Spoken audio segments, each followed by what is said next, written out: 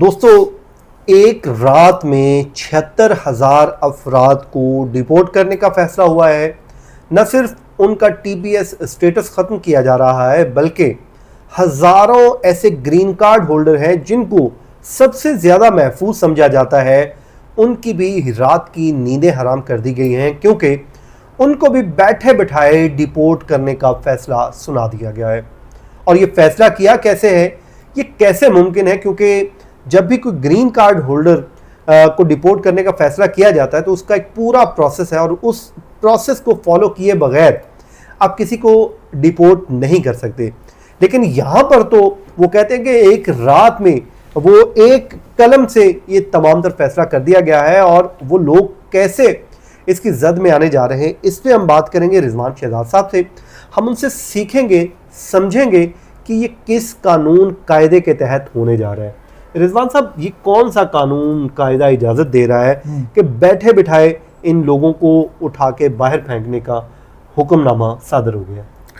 देखिए, इसके पीछे सॉलिड रीज़न भी है। वैसे मैं अगर इसको आप दूसरे एंगल से देखें, एक तो हम देखते हैं इमिग्रेंट्स के एंगल से। आपने जैसे ग्रीन कार्ड वालों की बात की, टीपीएस वालों की बात की है, वैसे हमदर्दी का फैक्टर होता है कि जी इनके ये अब चलने दें, जी निकल गया, काम हो गया, ठीक है, रहने दें। लेकिन अगर आप इसको गवर्नमेंट के लेंस से देखेंगे तो चीज़ें बहुत मुख्तलिफ हैं। गवर्नमेंट ने क्या किया है, ट्रंप एडमिनिस्ट्रेशन ने देखा कि भाई कुछ लोग ये जो आए थे, 76,000 इनकी तादाद है, इसमें 32,000 वो अफराद हैं कि जिनके पास ऑलरेडी ग्रीन कार्ड भी आ चुका है। ठीक है। अब आप अंदाज़ा लगाएं कि ये जो स्टोरी में ट्विस्ट है वो ये है, ये जो दो कैटेगरी, दो ममालिक से इनका ताल्लुक है बेसिकली। इससे पहले जो लोग आए थे उनका ताल्लुक नेपाल से, अफगानिस्तान से था, एक और मुल्क से मुझे याद नहीं आ रहा उसका नाम, तो उन ममालिक से उनका ताल्लुक था। उनका भी टीपीएस स्टेटस ख़त्म कर दिया गया था। अब जो है, जो ख़त्म किया जिन ममालिक का जो स्टेटस है, जिन लोगों का, उनमें से जो ज़्यादा तादाद है वो होंडुरस की है, और फिर जो कम तादाद है, हाँ, जो फिर कम तादाद है वो अल्लाह आपका भला करे, जो है वो निकारागुआ की है। इंटरेस्टिंग चीज़ ये है, 1998 और 1999 के अरसे में जो है एक सैलाब आया था, उसका नाम था हरिकेन मिच। हरिकेन मिच जो सैलाब आया था वो बड़ा तबाहकुन था। तकरीबन 10,000 से ज़्यादा अफराद जो है उसमें जान से चले गए थे। अब ये उसके बाद जो है लोग वहाँ से निकले, और उस वक्त बड़ी ओपन आर्म पॉलिसी थी अमेरिका की कि जी आप आएँ, वेलकम है, सब कुछ ठीक है।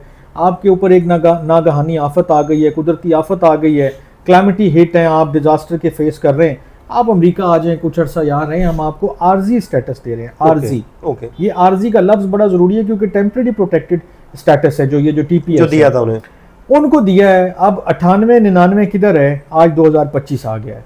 वो जवान दे बच्चे उथे ही बैठे हैं सारे तो ठीक है, अमेरिका क्यों छोड़े? अमेरिका ने उन्होंने बुलाया, अब उन्होंने कहा आपने वापस नहीं जाना। लेकिन उनको नहीं पता था कि ट्रंप आएंगे और एक रात अचानक वो फैसला करेंगे कि बस भाई अब अपने अपने मुल्कों को जाएं। जो सेक्रेटरी नोम है, जो होमलैंड सिक्योरिटी की सेक्रेटरी हैं, उन्होंने एक लॉजिक दी। उन्होंने कहा कि जी देखें, जब आप आए थे उस वक्त वाकई मुश्किल हालात थे, तो चीज़ें बड़ी गड़बड़ थी, आपके मुल्क में बड़े मुश्किल हालात थे, ठीक है, आप आ गए, हमने आपको वेलकम किया। अब लेकिन आपके मुल्क में पानी, बिजली, सफाई, हर चीज़ की सहूलतें मैसर हैं, 90% से ज़्यादा लोग आराम से वहाँ रह रहे हैं, ठीक है। वो जो ह्यूमन राइट्स की या और कोई वायलेशंस है उसके ऊपर वो बात नहीं कर रहे हैं, लेकिन वो कहते हैं कि जो बेसिक नेसेसिटीज़ हैं वो तो वहाँ पर आपको अवेलेबल हैं, तो आप अपने मुल्क क्यों नहीं वापस जाते हैं? ठीक है, एक बात। अब वो ये कहते हैं कि जब हमने आपको बुलाया उस वक्त हालात मुश्किल थे, हमने आपको अकोमोडेट किया, अब हमने उन तमाम लोगों को वापस भेजना है कि जिनका यहाँ रहना नहीं बनता, तो इसीलिए हमने ये फैसला किया है कि जो टीपीएस का स्टेटस है उसमें इन तमाम लोगों का स्टेटस ख़त्म किया जाए, इनको 2 माह की मुद्दत जो है वो फराहम की जाए, इनको फैसिलिटेट किया जाए। अगर आप ख़ुद से जाएंगे, $1,000 भी देने को तैयार हैं, टिकट भी देने को तैयार हैं, आप डिपोर्ट करें, सेल्फ डिपोर्ट वो कहते हैं, करें। आपके पास कोई ऑप्शन है, आप वापस आ सकते हैं, वो आपको वेलकम करने को भी तैयार है। लेकिन अब वो ये कहते हैं कि यार हमने इनको मजीद नहीं रखना, नहीं रहने देना, इसलिए इनका मामला ख़त्म किया जाए। चलें, वो ख़त्म तो वो कर रहे हैं। मेरा फिर सवाल वही है, ये जो 32,000 ग्रीन कार्ड होल्डर हैं, वो इनको कैसे निकालेंगे? इस पे तो कानून मैं इसके ऊपर मुख्तसरन कर देता हूँ कि ये जो भी ग्रीन कार्ड होल्डर्स हैं, बेसिकली ये आए थे टीपीएस स्टेटस के ऊपर, अब ये हो गए ग्रीन कार्ड के ऊपर। इन्होंने जो भी अपनी चीज़ें पेश की, जैसे भी इन्होंने हासिल किया, अब गवर्नमेंट ने ये भी फैसला किया है कि इन चीज़ों को हम इन्वेस्टिगेट करेंगे, इसमें जो लीगली, जो सही तरीके से बिल्कुल जिनका जेन्युइन बनता है उनको हम कुछ नहीं कहेंगे, जिनका कोई थोड़ा बहुत भी उनको उज़र नज़र आया, जो कि फ़ी ज़माना अभी पॉलिसी जारी है, तो फिर उनको वो टारगेट करेंगे। तो अभी तक ग्रीन कार्ड वाले महफूज ज़रूर हैं। मैं ये एक जुमला आपको कह सकता हूँ कि वो उनके पास एक अच्छा, एक बेहतर स्टेटस है ना, जो TPS से ऊपर है। तो ग्रीन कार्ड वालों के लिए अभी बहुत कोई खतरे वाली, यानी कि बिल्कुल अलार्मिंग सिचुएशन नहीं है, लेकिन चूंकि उनका ताल्लुक और उनकी आमद उसी इंसिडेंट के साथ जुड़ी हुई है, जिसके साथ जुड़ी हुई है, तो कहीं ना कहीं ये कहा जा रहा है, ये जो मैं देख रहा हूँ चीज़ें, खबरें भी आ रही थी, कमेंट्री भी हो रही है कि जनाब उनको भी कहीं ना कहीं वो एड्रेस करने की कोशिश करेंगे, उनको देखेंगे ज़रूर कि यार इन लोगों को कैसे मिला ये ग्रीन कार्ड, क्यों मिला इनको ग्रीन कार्ड, क्या एलिजिबिलिटी थी, क्या इनके फैक्टर्स थे कि जिसकी बुनियाद के ऊपर इनको यहाँ रहने दिया गया। तो जो बाकी लोग हैं उनके पास 2 माह का टाइम है, जैसे नेपाल और अफगानिस्तान का मैंने जिक्र किया कि उन लोगों के लिए, वेनेजुएला, हैटी, कैमरून और नेपाल के शहरियों को, इन लोगों के लिए जो अनाउंसमेंट की थी उसके बाद वो मामला ख़त्म हो गया था, TPS ख़त्म हो गया था। कोर्ट्स आपको बचा लें तो बचा लें, अदरवाइज ट्रंप हुकूमत आपको लीनियंसी नहीं शो करेगी, और ये मामला है। हाँ, चले जी, अब हम इस बात पे ख़त्म करते हैं। मैं थोड़ा सा एक वो नंबर मैं देख रहा था जी कि जो जिनके पास भी TPS स्टेटस है और अमेरिका में मुकीम है, वो तकरीबन 10 लाख से ज़ायद लोग हैं, जिसमें से 5 लाख तो हैटी के थे, उन्होंने उड़ा दिए हैं। अब 76,000 ये उड़ गए हैं।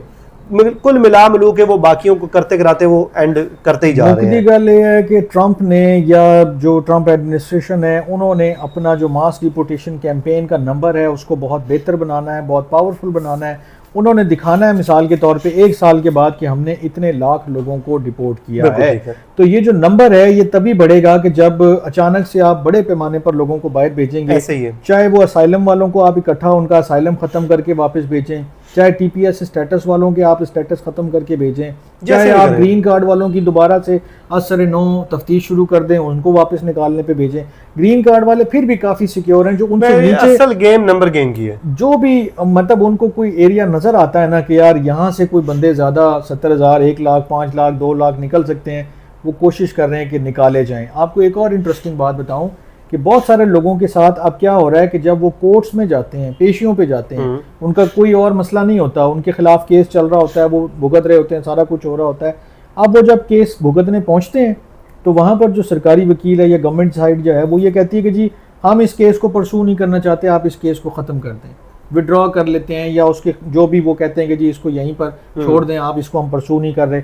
बंदा खुश हो जाता है, यार हुकूमत ने तो मेरे से फैसला ही वापस पीछे हट गई, मैं तो बेहतरीन हो गया काम, अब मैं अपना ग्रीन कार्ड जाके जो है ना कर लूँगा, या मैं फलाना जो है वो केस अप्लाई करूँगा तो मेरा काम बन जाएगा।